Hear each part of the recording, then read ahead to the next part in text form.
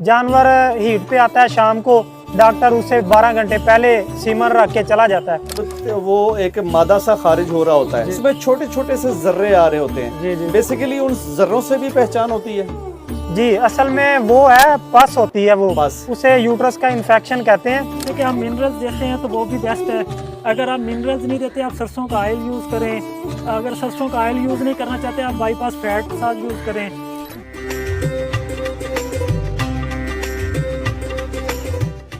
अस्सलाम वालेकुम, मैं हूं अतीक इस्लाम और इस वक्त जनाब GN डेयरी फार्म पे मौजूद हैं। इस वक्त हमारे साथ सेशन ज्वाइन करने लगे हैं शहजाद साहब, इसके अलावा डॉक्टर अली रज़ा साहब।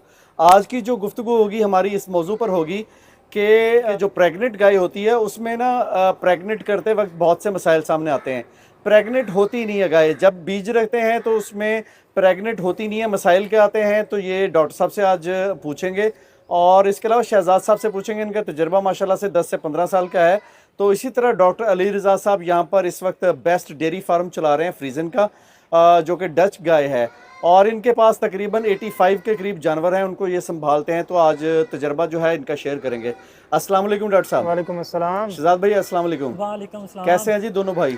अल्हम्दुलिल्लाह जी, ठीक है। ठीक ठाक हैं? अल्लाह का शुक्र, दुआओं तो अच्छा, अल्हम्दुलिल्लाह जी मैं ठीक ठाक हूँ। सबसे पहले डॉक्टर साहब आप बताइएगा कि जब जानवर को हम प्रेग्नेंट करते हैं तो 2 महीने के बाद या 3 महीने के बाद अल्ट्रासाउंड करते हैं तो पता चलता है जनाब ये जानवर जो है वो प्रेग्नेंट ही नहीं हुआ, इसकी वजह क्या होती है? असल में पहली बात ये है कि अल्ट्रासाउंड जो है ना वो 30 दिन के करीब ना करा लेना चाहिए, 30 से 32 दिन पे। अच्छा। उसका रिजल्ट आ जाता है। तो ज़्यादा लंबा नहीं जाना चाहिए, 30 दिन पे अल्ट्रासाउंड करा लें। तो जानवर जो आपका सवाल था कि खाली निकल आते हैं, एक तो उनका 30 दिन पे चेकअप करवा लिया जाए और उसके बाद अगर वो खाली हैं तो वो अल्ट्रासाउंड करने वाले अगर स्पेशलिस्ट है ना डॉक्टर, वो ज़्यादा बेहतर बता सकते हैं, क्योंकि जानवर को चेक करने पे ही पता चलता है कि अंदर उनके मसला क्या चल रहा है। मेन मसला जो चल रहा होता है ना, अगर मैं आपको वैसे एक जनरल नॉलेज का बताऊँ तो वो चल रहा होता है फीडिंग का। जो हमारे आम फार्मर है ना, वो जानवर को पूरी फीड नहीं दे सकते उस हिसाब से कि जानवर अपनी जो है ना हेल्थ को बेहतर रख सके और प्रोडक्शन अच्छी दे सके। ये जो है ना रिप्रोडक्टिव सिस्टम, इसको जानवर फीड करता है ना, जो उसे रखता है तीसरे नंबर पे रिप्रोडक्टिव सिस्टम को। सबसे पहले वो जो भी आप फीड देंगे ना, वंडा देंगे या मिनरल्स देंगे, वो लगाएगा अपनी हेल्थ पे। दूसरे नंबर पे लगाएगा प्रोडक्शन पे। तीसरे नंबर पे जाके वो ना अपनी यूट्रस पे या रिप्रोडक्टिव ट्रैक है जो उसका, उस पर लगाता है। तो इसलिए बेहतर है कि जानवर की फीड अच्छी की जाए ताकि उसकी हेल्थ अच्छी हो, प्रोडक्शन दे और जानवर टाइम पे हीट पे आए। खुद हीट पे आए अगर जानवर नेचरली, तो वो उसके ज़्यादा चांसेस होते हैं कि वो जानवर ना जल्दी प्रेग्नेंट हो जाता है। अच्छा, मैं यहाँ पर ये पूछूंगा कि देखें, वो तो बात ठीक होगी कि आप वंडा अच्छा दें, लेकिन वंडे से पहले जब आपने सीमन रख दिया, सीमन में हम आ जाते हैं। ज़्यादातर आजकल लोग जो है अच्छी ब्रीड लेने के लिए सीमन रखते हैं, तो सीमन रखने से पहले जब हमने सीमन रखा वो ज़ाया क्यों हो जाता है? सर जी, सीमन ज़ाये होने की बहुत सारी वजूहत हैं। उनमें एक तो मैंने आपको बता दी फीडिंग की, कि जानवर की फीड अच्छी हो। दूसरे नंबर पे ये है कि जानवर जो आम फार्मर होते हैं ना, उन्होंने घरों में जानवर बांधे हुए होते हैं, तो वो उनका कोई एक ख़ास फीड नहीं होती, ख़ास माहौल नहीं दिया हुआ होता। वो जानवर अपनी ना हीट साइन ही नहीं पूरे शो करता। जानवर हीट पे आता है शाम को, डॉक्टर उससे 12 घंटे पहले सीमन रख के चला जाता है।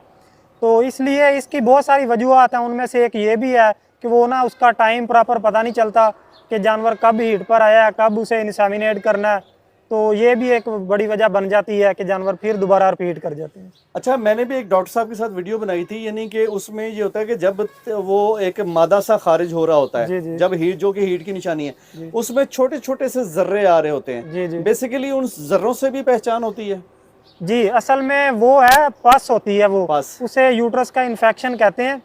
तो उसकी आगे फिर और सारी वजूहत हैं। जो जानवर जिनका बच्चा खींच के निकाला होता है, जिनकी जेर अंदर रह गई होती है, वो निकालते हैं हाथ से और बाद में उसे प्रॉपर ट्रीटमेंट नहीं करते, वो जानवर मैला फेंकता नहीं है, अंदर पस बन जाती है। अच्छा, पस जो छोटी छोटी आ रही थी वो नहीं होनी चाहिए? वो नहीं होनी चाहिए। वो उसके भी 3 ग्रेड्स हैं। अगर तो थोड़े थोड़े डॉट्स आ रहे हैं, वो तो एक दफ़ा अगर अंदर मेडिसिन रखेंगे वो क्लियर हो जाता है। और उससे भी ज़्यादा पस आ रही होती है, जैसे आप ब्रेक बता रहे हैं ना, इससे भी ज़्यादा कई जानवरों में देखा है कि वो सिर्फ निकाल ही पस रहे होते हैं। तो उनका फिर उस हिसाब से इलाज करना होता है। उसके बाद ही जानवर प्रेग्नेंट होता है। यानी इसमें ये होता है कि अगर सपोज कर लें सुबह हीट पे जानवर आ गया, हमने उसको एग्जैक्ट टाइम पे, बाज़-औक़ात ये होता है कि इंसेमिनेट नहीं करते, ये भी वजह होती है पास आने की? जी नहीं, पास आने की ये वजह नहीं है। पास आने की वजूहत में मैंने आपको बताया, अगर बच्चा खींच के निकाला हो या जेर निकाली हो और यहाँ गंदगी हो, बच्चा दिया और डिलीवर किया और यानी वो पिछली जगह दफा गंदी जब हो। डिलीवर हुई है? जी जी, जो पिछली दफा डिलीवर हुई है अच्छा, उसी में ही मसले बनते हैं। ठीक हो गया। जानवर के बच्चा देने से 1 महीना पहले और 1 महीना बाद, ये जो 2 महीने होते हैं ना, इनमें अगर अच्छा प्रोटोकॉल दिया जाए, जानवर को अच्छी डाइट दी जाए और फिर जानवर अपना बच्चा खुद डिलीवर करे, जेर खुद फेंके, फिर पास वाला मसला नहीं बनेगा। ठीक है, मैं शहजाद साहब की तरफ आऊँगा। शहजाद साहब, मुझे ये बताइएगा कि ये जो जानवर होते हैं ये जब हीट पे नहीं आ रहे होते तो इसमें बेहतरीन तरीका क्या आप यूज़ करते हैं हीट पे लाने के लिए? अतीक भाई देखें, हम ना कर रहे हैं ब्रीडिंग का काम। आपने फार्म देखा है माशाल्लाह, मेरा यूट्यूब चैनल भी है लाडला कैटल फार्म के नाम से, और फार्म भी लाडला कैटल फार्म के नाम से ही है। तो मैंने इसमें ना जो ब्रीडिंग के ऊपर है, इंसेमिनेट के ऊपर एक मेरा वीलॉग मैंने बनाया, वो आ जाएगा इंशाल्लाह। डॉक्टर उस्मान साहब आए थे अल्ट्रासाउंड करने के लिए मेरे पास। मैं अपने फार्म पे कोशिश करता हूँ कि मोस्टली जानवर को जो इंसेमिनेट करवाना होता है ना, कि वो अल्ट्रासाउंड करवा के ही इंसेमिनेट करवाता हूँ। जिस गाय के लिए वो आए थे ना, वो गाय पिछली दफ़ा भी उसको दवाई रखी है, उसके थोड़े थोड़े जैसे आप कह रहे थे स्पॉट आ रहे होते हैं थोड़े, पास आ रही थी, वो हल्के हल्के स्पॉट थे उसमें। अच्छा, वो डॉक्टर साहब ने चेक किया, उन्होंने कहा यार हम अंदर की कंडीशन देखते हैं कि अगर अंदर कोई इसमें मसला ना हो तो हम इसे इंजेक्शन रख देंगे। हमने इंजेक्शन रखना था काफ़ी महंगा, तो फिर मैंने डॉक्टर साहब से डिस्कस की, मैंने वीडियो भी बनाई, उस पर डॉक्टर साहब से मशवरा भी किया ताकि ना जो देखने वाले सुनने वाले उनके लिए ना आसानी हो जाए। तो बेसिकली जो जैसे डॉक्टर साहब ने बताया कि बेसिकली जानवर की ना खुराक पे होता है कि जानवर हीट पे नहीं आ रहा होता, कि मतलब कि हम उस हिसाब से खुराक उसकी मैनेज नहीं कर सकते, उस हिसाब से जानवर को खुराक नहीं दे रहे होते। अगर हम खुराक दे रहे होते हैं, बाज़ दफ़ा ये होता है कि हम अगर देख रहे हैं कि हम कहते हैं हम 2 किलो वंडा डाल रहे हैं, कोई वो उतना तो हमें दूध दे रहा होता है, उसकी सेहत के लिए हम उसे कुछ नहीं दे रहे होते, हम उसके रिप्रोडक्टिव सिस्टम के लिए हम उसे कुछ नहीं दे रहे होते। इसके साथ इजाफी चीज़ें देनी चाहिए, वैसे कि आप मिनरल्स देते हैं तो वो भी बेस्ट है। अगर आप मिनरल्स नहीं देते, आप सरसों का ऑयल यूज़ करें। अगर सरसों का ऑयल यूज़ नहीं करना चाहते, आप बाईपास फैट साथ यूज़ करें, ताकि जानवर की जितनी हेल्थ अच्छी रहेगी उतना ज़्यादा वो अच्छे टाइम पे हीट पे आएगा, अच्छे टाइम पे वो बोलेगा, टाइम से वो प्रेग्नेंट होगा, आपके सीमन कम से कम ज़ाया होंगे। बाज़ दफ़ा ये होता है कि जानवर हीट पे आ रहा होता है लेकिन वो प्रेग्नेंट नहीं हो रहा होता। उसकी ज़्यादातर वजूहत होती है कि वो उसकी हेल्थ अच्छी नहीं होती। बज़ाहिर तो वो सेहतमंद लग रहा होता है लेकिन वो अंदर से कमज़ोर होता है। बाज़ दफ़ा ये होता है कि हम डॉक्टर को बुला के आम डॉक्टर को बुलाते हैं, वो डॉक्टर चेक करता है कि हाँ हीट सही है उसकी, वो हीट देख के उसको इंसेमिनेट कर देता है। लेकिन होता ये है कि उसकी बच्चेदानी कमज़ोर होती है, वो हाथ से पता नहीं चलता, वो फिर अल्ट्रासाउंड से पता चलता है कि उसकी बच्चेदानी की हेल्थ पूरी है कि नहीं।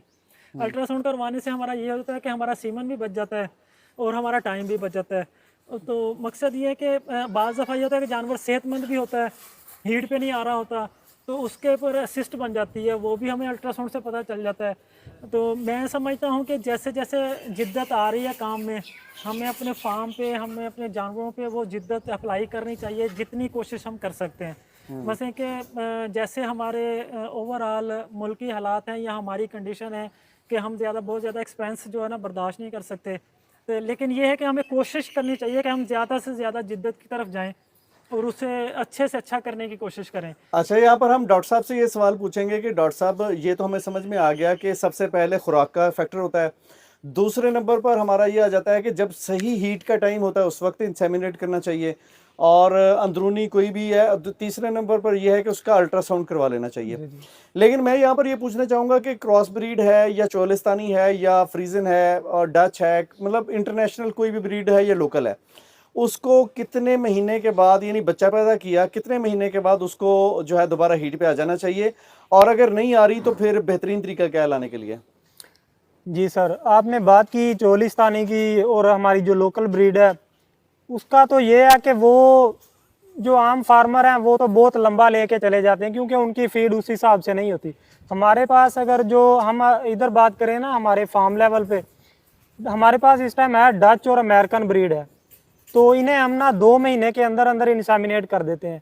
पहली तो बात यह है कि हमारी फीड जो है ना अल्हम्दुलिल्लाह ठीक है, हम मिनरल, बाईपास फैट और एनर्जी सोर्स जो होते हैं वो हम प्रॉपर यूज़ करते हैं, तो जानवर खुद ही हीट पर आ जाता है, हम उसे इंसेमिनेट करते हैं तो वो प्रेग्नेंट हो जाता है। अगर बिल फर्ज ना हो, कुछ जानवर होते हैं जो अंदर से, जैसे मलिक शहजाद साहब ने बताया है कि कमज़ोर होते हैं, उनका फिर हम ऐसे करते हैं कि बच्चा देने के ना 1 महीने बाद हम स्कैन करते हैं, उन्हें अल्ट्रासाउंड करते हैं, उनका अंदर देखते हैं यूट्रस अगर उनकी ठीक है, अंदर कोई मसला मसाइल नहीं है, सिस्ट नहीं बनी हुई, पस का भी मसला नहीं है।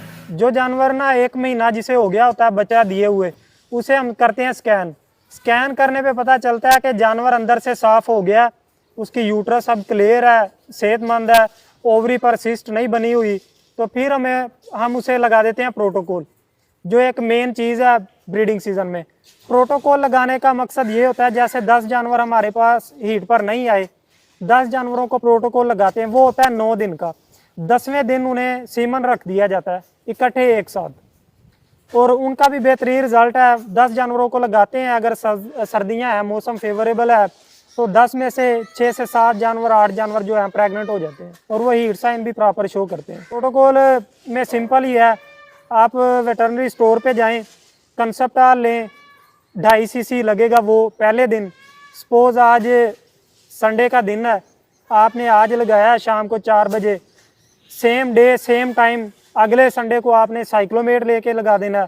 150 से 200 रुपये का साइक्लोमेट है, वो आप लगाएं, और 8वें दिन पे एक दोबारा साइक्लोमेट लगा दें। 9वें दिन पे वही जो पहले वाला कंसेप्टाल लगाया होता है 2.5 ml, वो दोबारा लगाएं, और 10वें दिन कंसेप्टाल के 12 से 16 घंटे के बाद 10वें दिन आप उसे जो है सीमन रख दें या बुल मेटिंग करवा दें, इससे भी बेहतरीन रिजल्ट मिलते हैं। अच्छा सर जी, ये बताएं मुझे कि ये जो मतलब इंसेमिनेट करने वाला आर्टिफिशियल तरीका है, आर्टिफिशियल तरीके से हम जानवर को जो हीट पे लाते हैं, क्या ये तरीका जो है वो सही होता है? तकरीबन ठीक है, इसके अच्छे रिजल्ट मिल जाते हैं। हम अगर जानवर हम देख रहे हैं कि हमारी सेहत अच्छी है, वो हीट पे नहीं आ रहा, तो हम उसे प्रोटोकॉल कर देते हैं। प्रोटोकॉल करने से ये होता है कि अगर हम 5 जानवरों का प्रोटोकॉल करते हैं ना, तो उसमें से तकरीबन 3 जानवर मोस्टली निकल ही आते हैं। तो जैसे डॉक्टर साहब ने बताया कि प्रोटोकॉल का तरीकाकार यही है कि आप जो है ना 5 ml कंसेप्टाल लगाएं एक दिन, जिस टाइम पे आपने लगाना है 7वें दिन आपने साइक्लोमेट उसी टाइम पे लगाना है 2 ml। 8वें दिन डॉक्टर साहब ने बताया कि आप फिर लगा दें। 9वें दिन या 11वें दिन आपने कंसेप्टाल दोबारा लगाना है 5 ml। मतलब ये प्रोटोकॉल में टाइम का और दिन का जो है ना मैनेज करना बड़ा ज़रूरी है। अगर आप इस चीज़ को मैनेज नहीं करेंगे तो फिर प्रोटोकॉल के आपको रिजल्ट नहीं मिलेंगे।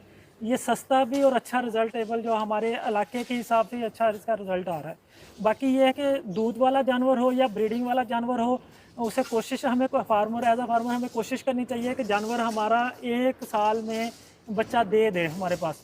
हम भी कोशिश करते हैं कि जब हमारा जानवर 1-1.5 महीने में हीट पे नहीं आता तो हमें फ़िक्र लाग हो जाती है, हम ना उसका अल्ट्रासाउंड करवाते हैं, हम डॉक्टर को बुलाते हैं कि देखते हैं यार इसमें क्या मसला है कि हीट पे क्यों नहीं आ रहा। हमारी कोशिश होती है कि हम 2 महीने का जानवर डिलीवर करें तो उसे इंसेमिनेट कर दिया जाए। 3 महीने का, 3.5 महीने का हो, हम उसे चेक करके अल्ट्रासाउंड करके हम तसल्ली हो जाए कि जानवर प्रेग्नेंट है। तो हमारी कोशिश होती है कि अल्हम्दुलिल्लाह हमने 1 साल में 1 बच्चा लिया भी हुआ। मिसाल के तौर पे एक गाय है वो जनवरी में उसमें डिलीवर किया, तो दिसंबर में वो दोबारा भी डिलीवर कर गई है।